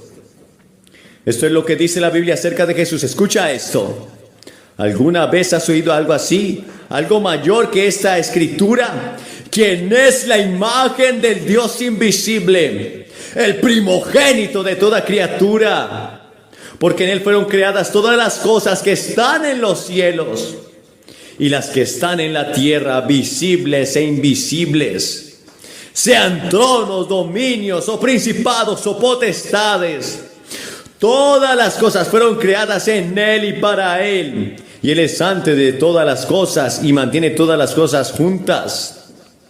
Porque en Él todo tiene la preeminencia, porque agradó al Padre que en Él habitase toda la plenitud. Jesucristo dijo: yo soy la verdad. Cuando la ciencia descubra el último secreto del universo, se van a encontrar con Jesús. La revista Time publicó su artículo de portada hace algunas semanas sobre los genes, el problema genético y lo que está sucediendo en la ciencia y lo cerca que están de crear vida humana. ¿Sabes? Es posible que puedan crear vida humana, pero no será un hombre. No tendrá la conciencia y no tendrá el alma, no tendrá esa parte del hecho a la imagen de Dios. Podría ser una monstruosidad, podría ser un monstruo, incluso podría ser el anticristo. No sabemos lo que va a hacer la ciencia. Jesús dijo: yo soy la suma total de toda la verdad. La verdad científica, la verdad psicológica, la verdad filosófica, la verdad religiosa, todo lo que estás buscando para traer paz y alegría y felicidad y propósito a tu vida. Jesús dijo: yo soy. Ahora esa es la lucha intelectual con la que luché y tendrán que luchar ustedes, los estudiantes. Esa fue mi lucha intelectual. No puedo probarlo, pero la Biblia continúa indicando que si acepta a Jesucristo como Salvador y Señor, y lo hace Señor de su vida, Él perdonará todos sus pecados y se convertirá en el secreto del propósito y sentido de su vida, y le dará una razón para existir y traerá alegría y paz a su corazón. Ahora Él no dijo que te quitaría los problemas. Aquí es donde tienen que los jóvenes no enredarse. Él no promete eliminar los problemas, no promete eliminar todos los complejos. Jesús promete paz, gracia, gozo en medio de todo. Él promete darle propósito a tu vida. Vi una película la semana pasada en Hollywood, en un estudio privado. Va a salir pronto. La llamaron La Generación Perdida. Y mostró a todos estos jóvenes por miles manifestándose en el mundo por diversas causas, buscando alguna respuesta a los dilemas y problemas que les preocupaba la gente, la contaminación, la guerra y todo lo demás. Y luego mostraban a hombres negros, mujeres negras, todos jóvenes, todos estudiantes, hombres blancos, niñas blancas. uno tras otro, simplemente recortados el uno del otro, lo que Jesucristo había hecho en sus vidas, cómo Cristo había cambiado sus vidas, eso contaban. Cristo puede cambiar tu vida si pones tu fe y tu confianza en Él. Él es la verdad suprema y ya sabes, Jesús dijo la verdad. Dijo la verdad sobre el amor. Él dijo, porque de tal manera amó Dios al mundo que dio a su Hijo unigénito. Dios te ama. Eric Segal escribió la historia de amor. Pero hay una historia más grande que cualquier otra historia jamás escrita. Es el amor que Dios tiene por la raza humana. La historia de amor más grande del universo. Es el amor de Dios por el hombre. Cuando éramos pecadores, Cristo murió por nosotros. Y la imagen más grande del amor es esa cruz, donde Cristo tomó tu lugar. Así es como Dios ama. Él entregó la vida de su Hijo. Y cuando Jesús clamó, Dios mío, ¿por qué me has desamparado? En ese momento terrible, Jesús sufrió las agonías del infierno y del juicio por ti. Y Jesús tomó tus pecados, tus fracasos y tus errores en esa cruz y murió en tu lugar. Esa es la historia de amor más grande del mundo. Es la historia más grande del universo del amor. Es la historia de amor más grande que los ángeles hayan visto. Es la historia de amor que cualquier planeta haya sido testigo. ¿Cómo Dios podría llamar a este planeta pequeño y amarlo tanto para dar su vida por él? Ahora Jesús dijo la verdad acerca de otra cosa. Dijo la verdad acerca de la conversión. No dejes que esa palabra te desanime, no dejes que te asuste. La Biblia enseña que si vas a llegar al cielo y tus pecados serán perdonados, tienes que convertirte. Y esa palabra convertirse significa ser cambiado. Ahora hemos estado leyendo acerca de eso constantemente. El caso de Charles Manson en California. Aquellas mujeres jóvenes que siguieron a Charles Manson se convirtieron a él. Según dijeron los periódicos, o la conversión de toda una generación en China a Mao Zedong, a los dichos de Mao Zedong, o la conversión aquí mismo en Kentucky de Cassius Clay, el Muhammad Ali, la conversión. De la misma manera ustedes se convertirán a Cristo. Debes convertirte no a un sistema, no a una filosofía, no a una iglesia. Estás convirtiéndote a la persona de Cristo hasta que Jesucristo sea tu Salvador y tu Señor y tu Maestro. ¿Ha ocurrido eso en tu vida? Jesús mismo dijo, a menos que te conviertas y te vuelvas como un niño pequeño, no puedes entrar en el reino de los cielos. ¿Te has convertido? ¿Estás seguro de ello?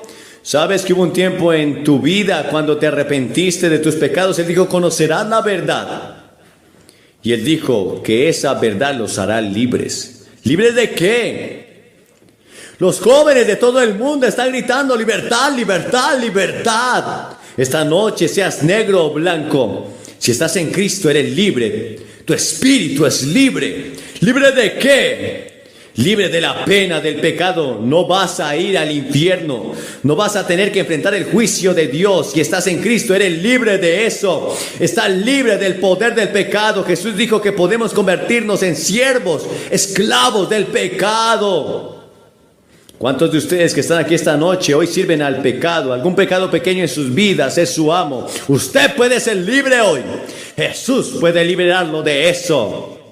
Y luego algún día será libre de la misma presencia del pecado, porque cuando mueras y vayas al cielo, no habrá ningún pecado allí.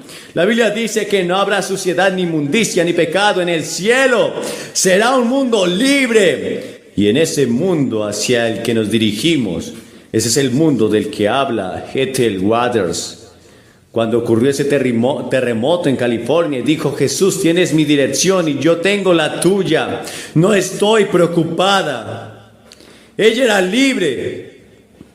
Ella era libre para vivir o era libre para morir, libre para enfrentar la vida con todos sus problemas y dificultades y sus misterios y sus problemas sin respuesta. Libres. ¿Eres libre? ¿Has sido liberado? Jesús dijo, conocerás la verdad y la verdad te hará libre. Jesús es la verdad. Él es la verdad. Tienes que elegir hoy y tienes que el poder de elegir. Hoy te voy a pedir que elijas a Jesús, elige a Cristo. Esa es una elección deliberada de tu voluntad. Si haces esa elección y dices: recibiré a Jesucristo como mi Señor y mi Maestro y mi Salvador, quiero seguirlo y servirlo, puedes ser miembro de la primera iglesia bautista, de la primera iglesia metodista, de la primera iglesia católica o de cualquier iglesia, sea miembro de cualquier lugar católico, judío, quien quieras que seas tú, pero tienes que recibir a Jesús como tu Señor y tu Maestro. Y quieres que su verdad viva en tu corazón. Voy a pedirte que hagas algo que he visto hacer a miles de personas en todos los continentes. He visto a orientales, he visto a negros, he visto a blancos, he visto a todos los colores, todos los grupos de personas y etnias.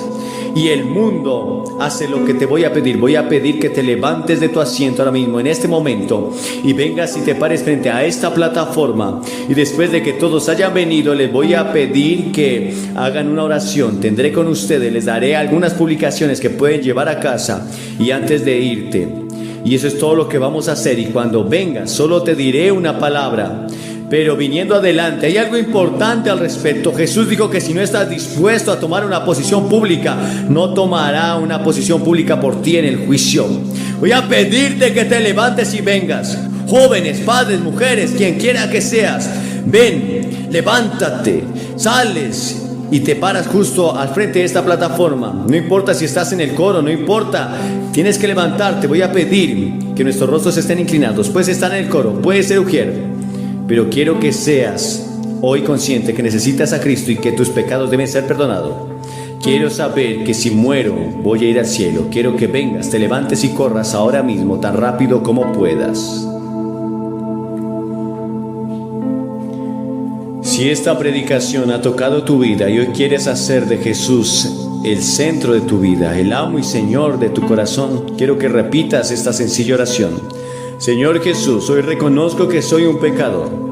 Hoy reconozco que tú tomaste mi lugar en la cruz. El juicio que yo merecía lo tomaste por mí.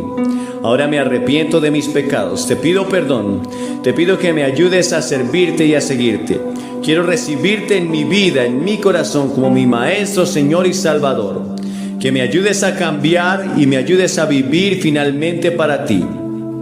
Si hiciste esta sencilla oración, creemos que has nacido de nuevo. Busca una iglesia cristiana donde se predique la palabra de Dios. Dios comenzará a transformar tu vida. Abandona todo pecado y la gracia de Cristo estará contigo para siempre. De nuestros archivos, los clásicos de Billy Graham.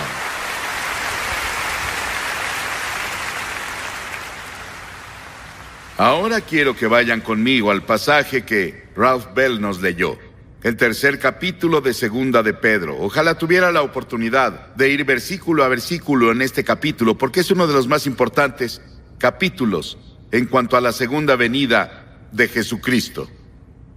Quiero hablarles del día de la venida de Cristo. Ese día lo llaman las Escrituras. Cuando despertaste esta mañana, te pregunto, ¿cuáles eran tus expectativas para hoy? Muchas personas piensan esto: va a ser un día común, nada inusual habrá hoy, nada fuera de lo ordinario, no mucho que esperar, solo como cualquier día. Y podría ser el día de graduación o de aniversario o de promoción, o un día en el que te retires, o un día en el que comienzas tus vacaciones, o tal vez tu cumpleaños o el cumpleaños de un hijo. Pero hoy quiero hablar contigo sobre un día que es único en la historia del mundo. El día cuando la Biblia nos enseña que Jesucristo volverá a la tierra. Y ese día está en el calendario de Dios. La palabra de Dios dice que solo pasará una vez y vendrá como una devastación para los que no están preparados. Pero para los que esperan la venida de Jesucristo, va a ser un día de gran gozo. Y los cristianos antiguos del Nuevo Testamento continuamente comentaron y esperaron ese día, o el día, o los últimos días. Esas expresiones se usan en todo el Nuevo Testamento, los últimos días. Y vivimos, yo pienso, en los últimos días. ¿Qué clase de día esperamos? ¿Qué pasará ese día? Primero será el día de revelación. Segunda de Tesalonicenses 1:7 dice: y ustedes los atribulados reposen con nosotros cuando el Señor Jesús se manifieste desde el cielo con sus poderosos ángeles. Él no vendrá montado en un asno la próxima vez. Vendrá con poderosos ángeles del cielo. Será personal el regreso y la venida de Jesucristo. Después de la crucifixión y la resurrección de Jesús, la Biblia dice que Él apareció en persona a sus discípulos y a 500 de sus seguidores. Pero Jesús no se le apareció a Pilato, ¿se han preguntado por qué? O a Herodes, o al sumo sacerdote, o a los que querían su crucifixión. Él no apareció a ellos, no se les apareció. ¿Por qué? Porque no era el tiempo. Lo van a ver ese día que está en el futuro. Apocalipsis 1:7 dice: he aquí él viene en las nubes y todo ojo le verá, también los que le traspasaron, y todos los pueblos de la tierra se lamentarán por él. Incluso las personas que lo traspasaron, incluso las personas que idearon su muerte van a verlo y van a estar conmocionados. Las Escrituras dicen en Primera de Tesalonicenses 4:16, porque el Señor mismo descenderá del cielo. En Hechos 1:11 dice: este mismo Jesús, quien vendrá de la misma manera como lo vieron ir al cielo. Y estaban viendo cómo se iba al cielo, su ascensión. Y dice que desapareció en una nube, creo que fue una nube de ángeles, que vino a escoltarlo de vuelta al cielo, porque había ángeles que vinieron cuando él nació, lo escoltaron a la tierra. Y ahora iba a volver al cielo después de su resurrección, y ellos vinieron a escoltarlo de vuelta. ¿Sabes? Antes de que una gran obra de arte como una estatua o una pintura sea presentada al público, en general se mantiene escondida. Las personas tal vez sepan que la obra se está preparando, tal vez sepan su ubicación, pero no la ven. Y cuando el día de la presentación llega, la obra de arte se cubre con una tela hasta el momento de su revelación. Las personas vienen con gran anticipación y el evento en general es precedido por una ceremonia. Y cuando se quita lo que cubre, la obra de arte es revelada a la vista para que todos la vean. Ese día, las Escrituras dicen, será la revelación del que ha estado escondido. Hoy es el día en que Cristo está escondido, no está aquí en persona, en el sentido de su carne. No se ve. Lo aman sin haberle visto, dice Pedro en Primera de Pedro 1:8. Pero ese día Él será revelado. Verás, este es un día de fe, venimos a Él por fe, pero luego estará a la vista. Vamos a verlo frente a frente. Y espero ese día cuando veré a Jesucristo y frente a frente, y pueda caer a sus pies y agradecerle por morir en la cruz por mí, y yo tenga perdón por mis pecados y vaya al cielo a pasar la eternidad con Él. En los países orientales, un hombre se presenta, en muchos países orientales presentan al hombre el día de su boda con su esposa. La primera vez que él ve a la esposa es el día de la boda. Ella está escondida bajo un velo. Y ya imagino la expectación de esos jóvenes esperando a ver qué clase de mujer eligieron sus padres para él. Para ver a su esposa por primera vez. Amamos a Cristo, pero no lo hemos visto. Está escondido detrás de un velo. Anhelamos verlo en persona. Ahora vemos por espejo oscuramente, mas lo veremos cara a cara, dicen las Escrituras. Lo veremos con sus poderosos ángeles. ¿Qué día va a ser cuando Él venga? Como trueno en el cielo, como un rugido de trueno. Y luego en segunda, será un día de condenación. Para los creyentes será un día de éxtasis y gozo, emoción y gloria. Pero para los que no lo conocen, será un día de juicio.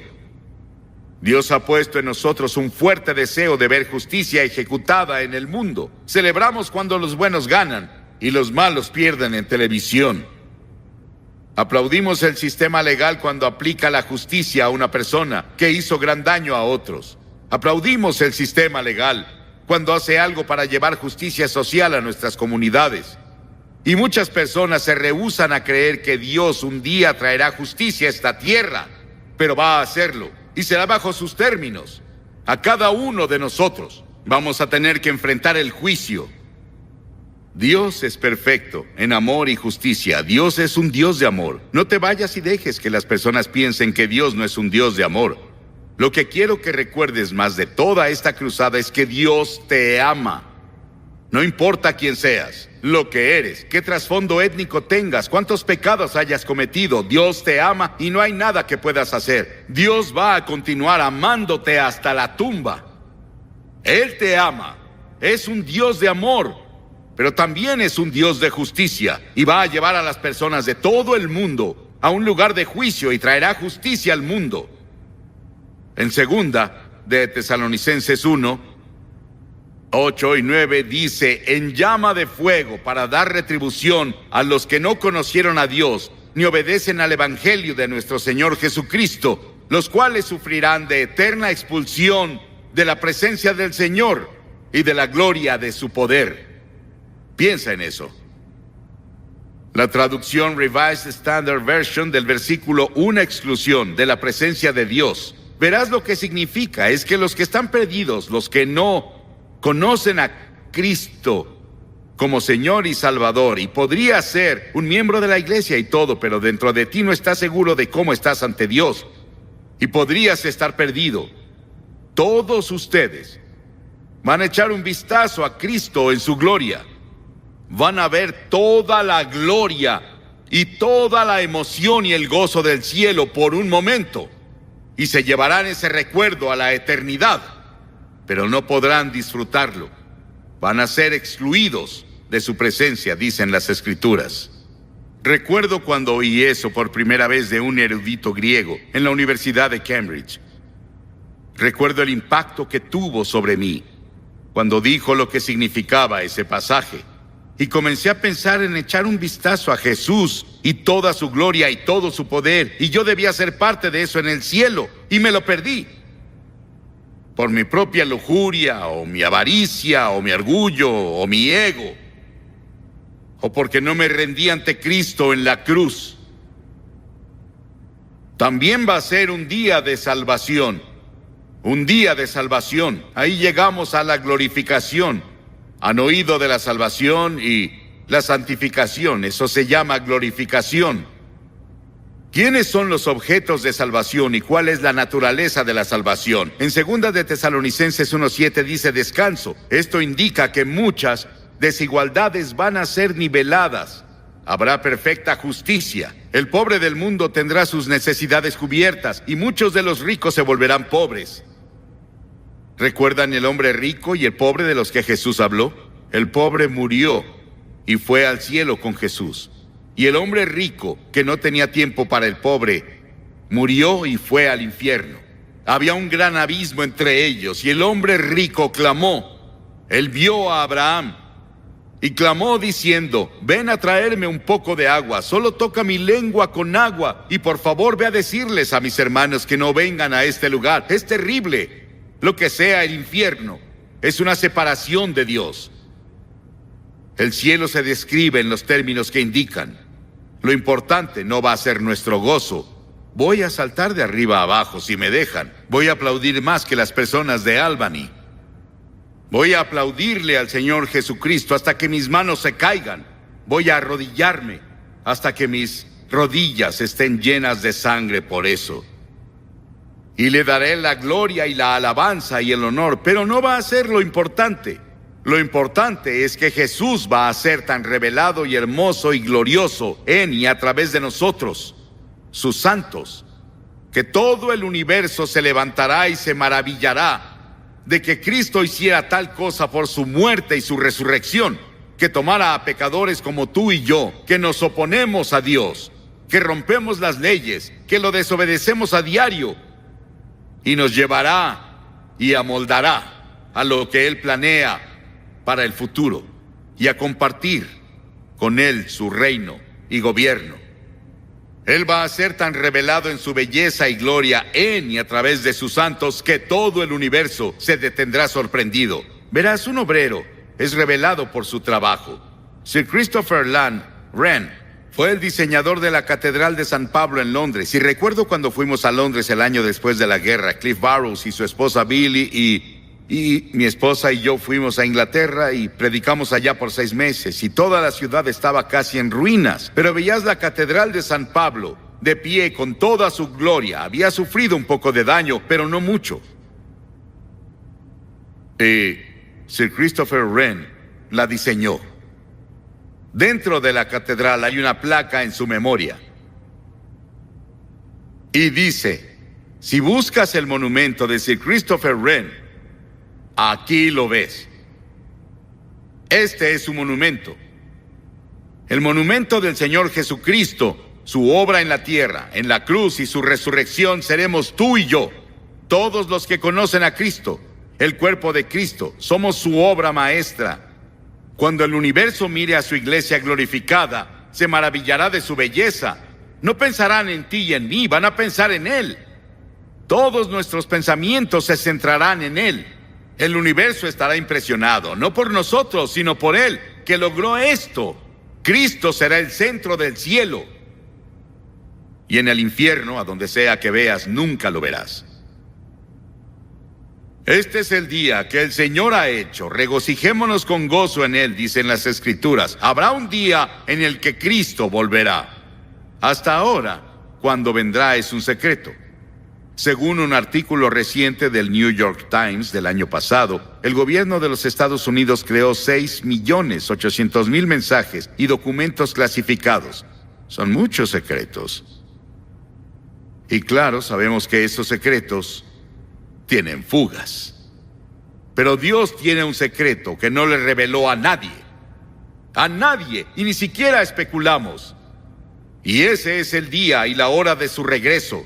No lo sabemos. Pero Jesús, antes de su muerte, llevó a sus discípulos a la montaña y en privado le preguntaron: Señor, ¿cuándo volverás? ¿Y cuáles serán las señales de tu regreso? ¿Qué podemos esperar antes de que vuelvas? ¿Cuáles serán los indicadores de que vendrás de nuevo y el final del mundo? O los sistemas como los conocemos, que están dominados por el mal. Y Jesús contestó: ese día y esa hora ningún hombre, ni siquiera los ángeles la conocen, solo mi Padre sabe. Pero dejó claro a los discípulos que el tiempo de su segunda venida habría señales que veríamos. ¿Y cuáles son las señales que Él dejó? Primero dijo que habría guerras y rumores de guerras. ¿No te suena a los encabezados de los periódicos todo el tiempo? Las guerras y rumores de guerra. Sí, tuvimos un maravilloso tiempo de paz aparente que hay en el mundo. Me alegra lo que ha pasado. Pero incluso con toda esa paz que explotó, no significa que no sea un mundo peligroso. Los economistas en Londres, el otro día en un editorial dijeron que el mundo aún es un lugar peligroso. El final de la Guerra Fría y el nuevo relajamiento entre el este y el oeste han tentado a algunos a creer que la paz es el orden del día. Los economistas dicen que no. Nos deshicimos de una gran fuente de tensión, aunque el mundo aún tiene muchas pequeñas. Ni el odio, ni la intolerancia, ni la agresión, ni el choque de ideas murieron en los cambios que hubo el año pasado y la paz explotó, pero también el conflicto. Y la segunda cosa que dijo: muchos vendrán en mi nombre diciendo yo soy el Cristo. Me dicen que hay más de 400 personas en Los Ángeles tan solo que se presentan como Cristo. Él dijo que cuando se levantaran los cristos falsos y los falsos profetas y mostraran grandes señales y maravillas, y muchas personas hoy enseñan que somos Dios, todo lo que tienes que hacer es entrar en contacto con el poder que está dentro de ti, liberarlo, y puedes resolver todos los problemas de la vida. Y luego, en tercera, Jesús dijo que las masas se sobrecargarán de excesos y ebriedad e inquietudes de esta vida. Y ese día vendrá sobre innumerables personas inconscientes. En otras palabras, vamos a divertirnos y a estar en todas nuestras fiestas, y vamos a ir a todos los clubes nocturnos y a beber en exceso y a usar drogas. El sexo y la violencia son las mayores amenazas de la generación actual. Y son amenazas grandes, pero Jesús predijo todo eso. Él dijo que estarán viviendo como en los días de Noé, comiendo y bebiendo y casándose y dándose en matrimonio, intercambiando esposas. Y todo eso sucede hoy en una escala que nunca imaginamos. El crítico social y autor Tom Wolfe comentó de los años 80. Dijo que es la década de la fiebre del dinero, en la que la idea de inmoralidad sexual casi se desvanece. ¿Dónde están nuestros valores morales? Vamos a ver los talk shows. Y ellos nos dicen qué valores morales existen en el momento presente. Y conozco a una de esas personas, y lo conocemos desde hace mucho. Él antes tenía fuertes valores morales, pero con los años ha sucumbido hasta ahora. Cuando lo ves en televisión, ves que se ha resbalado muy lejos de donde solía estar. Jesús dejó muy claro que habría riqueza sin igual y avaricia y excesos de indulgencia al aproximarnos al final de los días. Un columnista del periódico llamó a nuestro estilo de vida babilónico. Y luego, cuarto, Jesús dijo que habría hambrunas en muchos lugares y pestilencias, no universales, pero en diferentes lugares, dijo. Mucha de la hambruna en el mundo hoy es por el hombre, el resultado de luchas políticas y guerras civiles. Vean la hambruna en Monrovia y Liberia hoy. 500,000 personas amontonadas en ese lugar. No hay agua. El agua se suspendió por 10 días. No hay comida. No hay arroz. Y las enfermedades brotaron. ¿Qué pasará? Y está pasando en muchas partes del mundo. Está pasando en lugares como India, y parece que la guerra entre India y Pakistán está muy, muy cercana. Y vemos todas esas cosas pasando ahora. Y son las cosas que Jesús predijo que pasarían justo antes de que Él viniera. Nuestro país gasta miles de millones de dólares al año en programas de reducción, cuando el resto del mundo intenta tener algo de comida. Y luego dijo, la iniquidad abundará. Y Él hablaba de perversiones sexuales. ¿Sí? No voy a ir a eso esta noche, porque no tenemos tiempo. Pero los crímenes diarios nos asustan. Las jóvenes que son atacadas hoy y violadas son 40% más que hace un año. Algo está pasando. Parece que un espíritu malo y terrible se ha soltado, y así es el diablo. Alguien me preguntó, ¿qué anda mal con el mundo? Y dije, el pecado anda mal con el mundo y el diablo aviva la llama. Aviva el fuego, eso pasa. Y nos inquirimos, ¿los valores morales desaparecieron completamente? Muchos. Incluso los cristianos hoy están confundidos. Nos volvimos cristianos terrenales en lugar de los que leen la Biblia y estudian las Escrituras y se ponen a orar. Nos sentamos enfrente de nuestra tele y obtenemos valores morales de ahí. Y luego dijo que habría un incremento de terremotos. Hay unos 6,000 terremotos detectados en todo el mundo cada año. El promedio de muertes por terremotos en el siglo XX ha sido de 20,000 personas cada año. En Armenia en 1988 fueron 25,000. En Irán hace unas semanas fueron 50,000. Los terremotos incrementan. En Segunda de Pedro dice, ya que todo será destruido en ese día, ¿qué clase de personas deberíamos ser? Ahora tenemos el efecto del ozono. Todos están preocupados por el ambiente, deberían estarlo, porque en este pasaje de las Escrituras nos enseñan que la tierra se va a derretir. Se desvanecerá. Algo va a pasar, una cosa climática va a pasar. Y me parece que cuando leemos del efecto del ozono, y eso es de lo que Pedro habló, y dijo, ya que todo será destruido y cambiado así, ¿qué clase de personas deberíamos ser? Deben vivir de forma santa y piadosa, esperando el día de Dios y apresurándonos a su venida. El cristiano no es un desertor de la vida. Al contrario, creer que Cristo regresará nos da confianza y el valor de vivir como debemos hoy. Saber que Cristo volverá me hace querer trabajar mucho más. Quiero alimentar a más personas. Quiero predicarles a más personas. Quiero ayudar a más personas hambrientas y sin hogar. Eso nos anima.